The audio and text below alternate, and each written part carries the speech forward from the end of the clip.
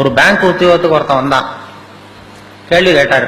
பேங்க்ல வேலை பார்க்க வந்திருக்கான், கேள்வி கேட்கணும்ல. என்னடா 8 3 பேருக்குன்னா என்னடான்னு கேட்டிருக்காரு. இன்டர்வியூல 23 விட்டான். வாய் தவறி சொல்லிவிட்டான். தெரியும் சரியான தெரியும், வாய் தவறி சொல்லிட்டான். உடனே சரி போயிட்டு வந்துட்டாங்க.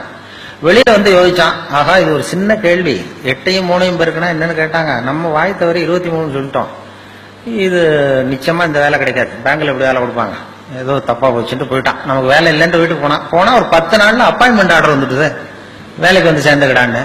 அப்ப நினைச்சானா, சரி அவரும் சரியா காதல வாங்கல போல இருக்கும் நம்ம சொன்னதை, இதை வந்து நம்ம உண்மையை சொல்லக்கூடாது, பேசாம போய் சேர்ந்துரும்ட்டு வேலையில போய் சேர்ந்துக்கிட்டான். பர்மனன்ட் ஆனதுக்கு அப்புறம் சொல்லுவோம்னு.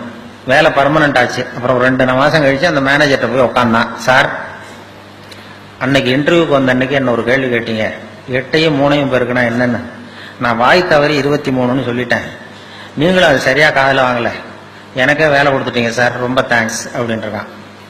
அப்ப அவரு சொன்னார், அப்படி இல்லப்பா உட்கார சொல்றேன், அன்னைக்கு இன்டர்வியூ நடந்த அன்னைக்கு உன்னையும் சேர்த்து மொத்தம் 294 பேர் வந்தீங்க இன்டர்வியூக்கு.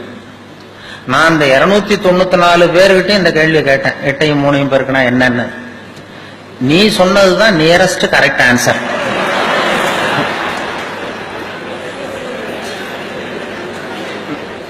நான் அதனாலதான் உனக்கு வேலை கொடுத்தேன், ஏமாந்து போய் கொடுத்துள்ள அப்படின்னாராம். அதுதான் அந்த பைத்தியத்தன்மை. அதாவது வாழ்க்கையில வந்து நிம்மதி வேணுங்கிறவங்களுக்கு நியரஸ்ட் கரெக்ட் ஆன்சர் பார்க்க தெரியணும். பர்ஃபெக்ஷன் பார்க்கறவங்களுக்கு நிம்மதி இருக்காது. அறிவியல்ல துல்லியம் முக்கியம், சயின்ஸ்ல எல்லாம் ரொம்ப துல்லியம் தான் வேணும்.